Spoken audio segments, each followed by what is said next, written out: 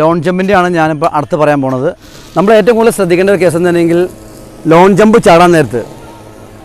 ചാടാൻ നേരത്ത് നമ്മൾ അവിടെ ചെല്ലുമ്പോൾ ഫിസിക്കലായിട്ട് ബന്ധപ്പെടുമ്പോൾ അവിടെ ചെല്ലുമ്പോൾ ഇങ്ങനൊരു ബാർ ഉണ്ടാവില്ല. കാരണം ഈ ബാർ അവിടെ അലോഡല്ല. നമുക്ക് ഈ പുതിയ പിള്ളേരായിട്ട് വന്നെ അവർക്ക് ചാടി ഒന്ന് പൊങ്ങി ചാടാൻ വേണ്ടി അങ്ങനെയാണ് നമ്മൾ ഈ ബാർ വെച്ച് കൊടുക്കുന്നത് അഡ്വാൻസ് ചെയ്ത്. എത്ര ചാടാൻ ബുദ്ധിമുട്ടുള്ള ഒരാളാണെങ്കിലും അവനക്ക് ശരിക്കും പൊങ്ങി ചാടാൻ പറ്റും. ലോങ് ജമ്പ് ചാടാൻ നേരത്ത് ഇവിടെ കുമ്മായം ഇട്ടിട്ടുണ്ട്, ഒരു വരമ്പ് പോലെ വച്ചിട്ടുണ്ട്. ഈ വരമ്പേൽ ഒരു കാരണവശാലും നമ്മുടെ കാല് പതിയരുത്. ഈ കുമ്മായത്തിൽ നമ്മുടെ കാല് ചവിട്ടിയാലും കുഴപ്പമില്ല, കുമ്മായത്തിൽ ചവിട്ടിക്കുക കുഴപ്പമില്ല, ഈ വരമ്പേൽ വരരുത്.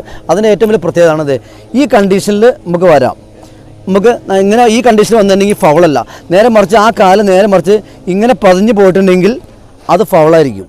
അപ്പോൾ ഈ ചാടാൻ നേരത്തെ ഏറ്റവും കൂടുതൽ ശ്രദ്ധിക്കേണ്ട കേസാണത്. ജമ്പിങ്ങിന് മുന്നേ ജമ്പിംഗ് പിറ്റ് പരമാവധി കിളച്ചിടാൻ ശ്രമിക്കുക. റൺ എടുക്കാൻ നിൽക്കുമ്പോൾ വാമപ്പ് ചെയ്യേണ്ടത് അത്യാവശ്യമാണ്.